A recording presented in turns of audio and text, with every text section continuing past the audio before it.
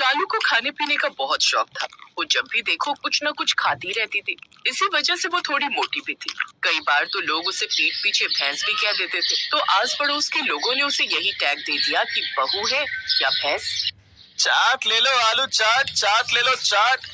ओ भैया चाट वाले, जरा रुकना। ये देखो आ गई मोटी भैंस चाट खाने के लिए। इसका तो रोज का ये काम है। बताओ तो, पति की नौकरी चली गई, घर में पैसे हैं नहीं, मकान मालिक किराया मांग रहा है और इसे देखो चाट खाने की पड़ी है। कैसी बहू आई है। माँ जी 50 रुपए देना, चाट वाले को देने हैं।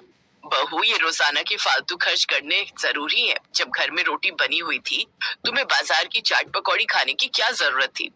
मम्मी, आपको पता है पड़ोस की सभी औरतें भाभी के लिए कितनी गलत बातें बोलती रहती हैं।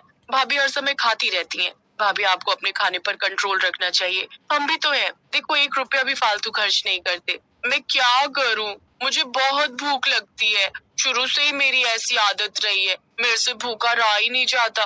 मैं जितना खाती हूँ उतनी और भूख लगती है। अब आपको भी लगता है कि क्या मैं भैंस हूँ? नहीं नहीं बहू, ऐसी कोई बात नहीं है। पड़ोसन औरतों का तो काम ही बातें बनाना है। शालू सच ही कह रही थी। उसे भूख सचमुच बहुत ज्यादा लगती थी। पड़ोस में पार्टी थी। शालू अपनी सास और ननद के साथ बर्थडे पार्टी में गई। वहाँ पर जब वो खाना खाने लगी तो पड़ोसन जिसके घर पार्टी थी, उसकी सहेली बातें बनाने लगी। अरे नीरू, तूने भी क्या भैंस को अपने घर पार्टी में बुला लिया? तुझे पता है ये जितना भी खाना यहाँ लगा हुआ है ना, ये सब इनकी भैंस बहू खा जाएगी। हाँ, कह तो तू सही रही है। इतना तो ये गिफ्ट भी नहीं देंगी, उतने का इनकी भैंस बहू खा जाएगी। पड़ोसन औरतों की बातें शालू सुन चुकी थी। वो घर आकर रोने लगी। उसकी सास और ननद ने उसे चुप कराया। शालू चुप हो जा, भाड़ में जाए लोग। तुझे उनकी बातों का बुरा नहीं मानना चाहिए। हमारी बहू बहुत अच्छी है। माँ, मुझे लगता है ना नीरू आंटी वगैरह अपने पैसे की ज्यादा अकड़ रखती हैं, तभी तो भाभी को इतना गलत बोल लेती हैं। आज हम पैसे वाले होते तो किसी की मजाल नहीं थी कि हमें कुछ बोल जाता। पता नहीं भैया की नौकरी कब लगेगी। मैं भी कितनी ट्यूशन पढ़ा लूंगी। मैं भी तो थक जाती हूँ पूरा दिन ट्यूशन बढ़ाकर। तभी शालू का पति मोहित आ जाता है।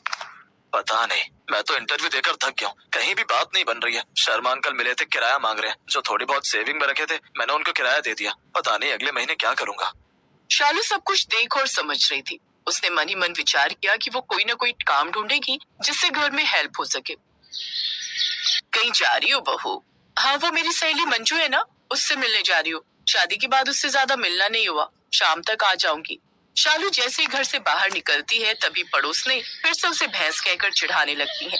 वो देखो भैंस जा रही है। धीरे बोलो, कहीं सुन लेगी तो हमारे ऊपर ही न चढ़ जाए मोटी भैंस। शालू ने उनकी बातों पर ध्यान नहीं दिया और चुपचाप बाजार निकल पड़ी। अब शालू तो निकल आई थी, पर स्वभाव के मुताबिक उसे भूख लगने लगी। शालू को एक हलवाई की दुकान दिखी।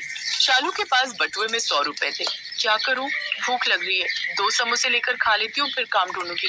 भैया 2 समोसे और एक चाय देना। तभी शालू की नजर दुकान की दीवार पर लगे एक पोस्टर पर जाती है। पोस्ट में लिखा था, बाहुबली थाली जो खाएगा 50,000 का इनाम वो पाएगा। भैया, ये बाहुबली थाली क्या है? क्या हुआ रामलाल? मालिक ने बाहुबली थाली प्रतियोगिता में भाग लेना है। हाँ हाँ, क्यों नहीं, बिल्कुल। आप कल 11 बजे हमारे रेस्टोरेंट पर आ जाना। प्रतियोगिता 12 बजे शुरू होगी। ठीक है, मैं कल आ जाऊंगी। शालू बहुत खुश थी। वो चाहती थी कि वो इस प्रतियोगिता को जीते ताकि घर में हेल्प हो सके। शालू घर पहुंची तो मकान मालिक आया हुआ था। देखो मोहित बेटा, तुम किराया बहुत लेट कर देते हो। तुम्हें अभी तक कोई नौकरी भी नहीं मिली है। मुझे नहीं लगता कि तुम अगले महीने का किराया भर पाओगे। इसीलिए मैं चाहता हूँ तुम दूसरा घर ढूंढ लो। मैं नहीं चाहता कि मेरा किराया इस बार लेट हो। मुझे भी अपना घर चलाना है। अंकल जी, आपका किराया लेट नहीं होगा। आप निश्चिंत रहिए, आपको किराया समय से पहले मिल जाएगा। हो सकता है कल ही मिल जाए एडवांस में। बहू, हम इतनी जल्दी वो भी एडवांस में पैसे कैसे दे सकते हैं? सालों मेरी बात चल रही है नौकरी की, अभी किराया हाथ में नहीं है। कोई बात नहीं, अगर बहू कह रही है तो मैं कल आऊंगा। देखता हूँ मुझे एडवांस में कौन से पैसे मिलने वाले हैं। कल मिलते हैं। मकान मालिक के जाने के बाद शालू सबको प्रतियोगिता के बारे में बताती है। माँ जी, मुझे आशीर्वाद दीजिए कि मैं कल की प्रतियोगिता जीत पाऊँ। आप मेरे साथ चलोगे ना? हाँ, क्यों नहीं, मैं अपनी बहू के साथ जरूर जाऊंगी। अगले दिन शालू अपने परिवार वालों के साथ रेस्टोरेंट में पहुंचती है। वहाँ पर प्रतियोगिता के लिए पहले से ही बहुत सारे प्रतियोगी आए हुए थे। सब खाने में मंझे हुए खिलाड़ी थे। हमारे सामने सभी प्रतियोगी आ चुके हैं। बाहुबली थाली प्रतियोगिता के लिए 5 पराठे, 5 समोसे, रसगुल्ले, कचौड़ी, मटर पनीर, चावल वगैरह वगैरह और जो भी आइटम थाली में रखी गई है, सब कुछ अगले 1 घंटे में खत्म करना है। जो भी प्रतियोगी पूरे 1 घंटे में इस थाली को खत्म करेगा वो इस प्रतियोगिता के इनाम का हकदार होगा। मुझे लगता है आप लोग तैयार हैं बाहुबली थाली को खाने के लिए। तो प्रतियोगिता स्टार्ट होती है अब। सभी प्रतियोगी थाली में रखे खाने को फटाफट से गपागप खाना शुरू कर देते हैं। शालू भी कुछ कम नहीं थी, वो भी खाने में बहुत चुस्त थी, इसलिए वो भी जल्दी जल्दी अपनी थाली में रखा हुआ खाना खाने लगती है। शालू की सास, ननद और पति सब उसे बहुत प्रोत्साहित कर रहे थे। शालू, शालू, शालू, शालू, शालू शालू शालू शालू। शालू भाभी, आप ये प्रतियोगिता जरूर जीतोगे। ये प्रतियोगिता शालू भाभी जीतेंगी। शालू भाभी, शालू भाभी, शालू भाभी। और फिर शालू ने वो कर दिखाया जो उसने कभी सोचा भी नहीं था। उसने प्रतियोगिता 10 मिनट पहले ही पूरी कर दी।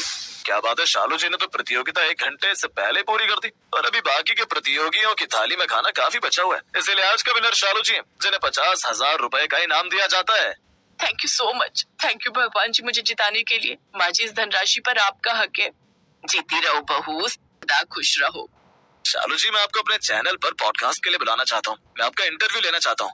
शालू जी, अगले महीने हमारे रेस्टोरेंट में भी ऐसी एक प्रतियोगिता होने वाली है जिसकी धनराशि है 2 लाख रुपए। अगर आप चाहें तो उसमें आप भाग ले सकती हैं। आपके साहस और टैलेंट को देखकर मुझे लगा कि मैं आपको ये ऑफर दूं। Thank you so much. मैं बहुत खुश हूँ कि आप सब मुझ पर इतना भरोसा कर रहे हैं। मैं जरूर भाग लूंगी और आपके पॉडकास्ट में भी जरूर आऊंगी। शालू की वजह से घर में सब कुछ ठीक हो गया।